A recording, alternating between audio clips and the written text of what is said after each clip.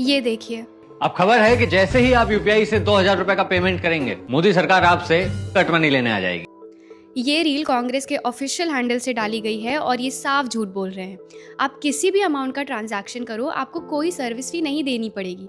ना ही आप जिसे पेमेंट कर रहे हो, रिक्शा वाला, सब्जी वाला या किसी रिश्तेदारों को या दोस्तों को पैसे भेज रहे हो, तो ना आपको ना उनको कोई चार्ज नहीं पड़ेगा।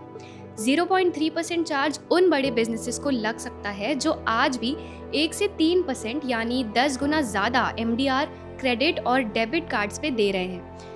कार्ड इंडस्ट्री वीज़ा और मास्टर कार्ड जैसे फॉरेन कंपनीज डोमिनेट करती हैं, उससे कहीं ज़्यादा सस्ता होने की वजह से इंडियन यूपीआई का एडवांटेज फिर भी बना रहेगा। So basically as a common user आपको इसका चार्ज नहीं देना पड़ेगा। एमडीआर यूपीआई की शुरू से डिस्कशन में रहा है, लेकिन यूपीआई के शुरू के दिनों में सपोर्ट के तौर पे गवर्नमेंट ने एमडीआर नहीं लगाया। लेकिन आज जब यूपीआई बिलियंस ऑफ ट्रांजैक्शन कर रहा है, तब banking systems, payment switches, server and network capacity, cyber security, fraud monitoring, settlement and reconciliation, refund and dispute resolution, customer support, regulatory compliance, merchant onboarding और सबसे इम्पॉर्टेंटली फ्यूचर में fraud detection technology and real time monitoring का खर्चा एक service fee की तरह बड़े businesses से रिकवर करना सेंसिबल है।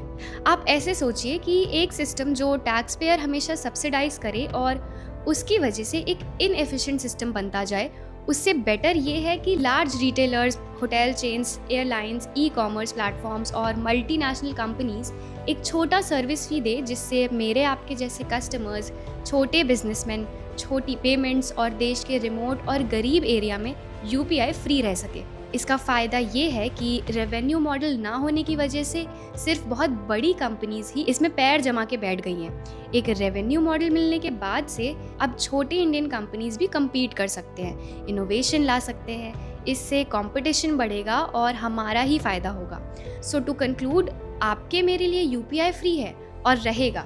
बदलेगा तो बस ये कि आज जो यूपीआई चलाने का खर्चा बैंक्स और टैक्स पेयर भर रहे हैं, उसको बड़े बिजनेसेस भरेंगे। इसके ऊपर बहुत सारी फेक न्यूज़ फैलाई जा रही है और भी फैलाई जाएगी। आप न्यूज़ ऑफिशियल सोर्सेज से लें और अफवाहों पे विश्वास ना करें।